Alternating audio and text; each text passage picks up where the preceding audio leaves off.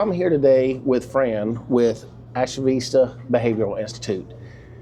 You may have heard about it in the news recently. I'm just going to let Fran introduce himself. Yeah, hi. I'm Fran Sauvageau. I'm the Chief Executive Officer of the Vistas. ASHA Vista being one of the facilities that we propose to operate here in Horry County, South Carolina. Awesome. So, Fran, what I'd like to do, first of all, thank you for taking the time out of your day to meet with me, number one. Pleasure. I'm not an interviewer, I'm not a reporter, I'm not somebody from the media, I'm just a concerned citizen. And I had a couple people reach out to me with questions about what's taking place at your location, proposed location. Well, I don't know.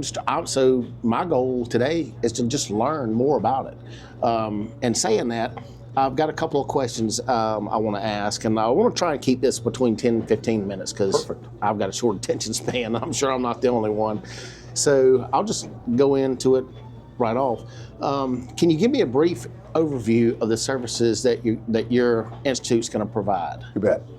So we have received a certificate of need from the state of South Carolina to provide acute psychiatric care. 78 beds have been licensed for us to operate. We are looking to do that at the old Oak Arbor facility on 707 in sort of south of the Burgess community, Myrtle's Inlet-ish, right? But before in Horry County. We're going to treat individuals in a short-term length of stay, 7 to 10 days, adult population only, and we're going to treat our community. We're going to treat every man, every woman, every child, every geriatric patient that needs psychiatric health care. We are not going to do chemical dependency or substance use disorder work. We're not going to do outpatient work. We're not going to do medication-assisted treatment or opioid treatment program work. And we are not going to do any kind of long-term residential care. We're going to do acute psychiatric care. People suffering from acute onset of depression or suicidality, or people who need medication management who have already been identified as having a mental disease. We are not a long-term asylum care institution. We're a short-term crisis stabilization, evaluation, again, stabilization, short-term treatment, and then we plan and we let these people lead a more meaningful outpatient life. But those outpatient services will be through a network of providers that do that work in Horry and Georgetown County. We will not do that work at that location. Okay. I think that kind of addresses another question that I had. Something that I've seen a lot since there was a recent meeting that I caught it on the news. It seems like the general perception from the community as a whole, people know that the services that you provide are needed. They just don't want it near them. Why do you think that is? You know, it is a normal and often experienced situation for us who work in this business. I've been in this business 46 years, 46. It's my life's work. And folks are afraid of what they do not understand. The situation that we're seeing here is even labeled nationally as NIMBY, not in my backyard. And we fight that stigma all the time. So let me be clear. The people that we treat are, again, our neighbors, the people we see at church, the people we work with. We stabilize them, we triage them, evaluate them, and stabilize them quickly. We maybe introduce them to some new medication, psychotropic medication, but medication in order to help them live a better existence. And then we move them back out into the community.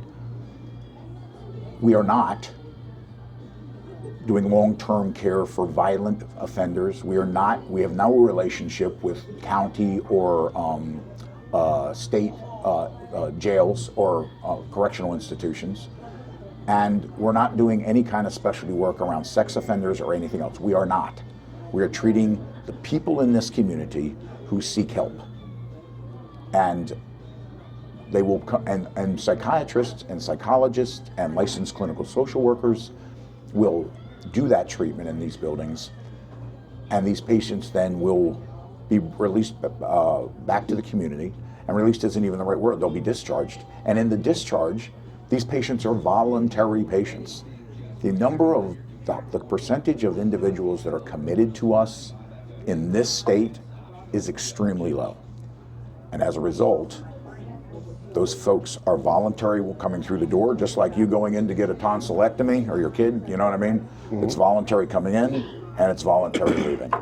But the one thing we've promised in this order that we settled with the zoning board is that we will make sure that every single person that leaves that building is either provided transportation through family, friends, or we will provide transportation so that there is no patient that is left to their own devices nobody's going to walk away from the building.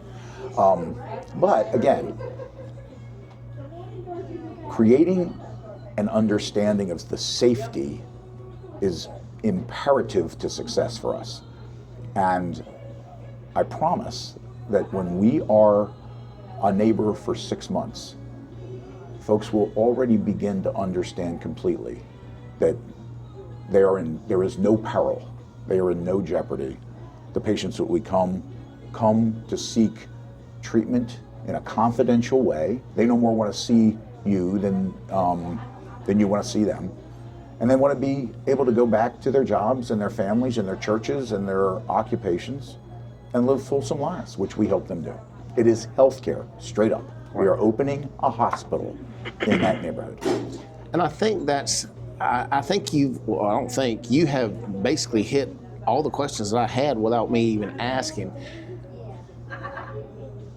Like I said, my goal was just to learn more about what you're providing.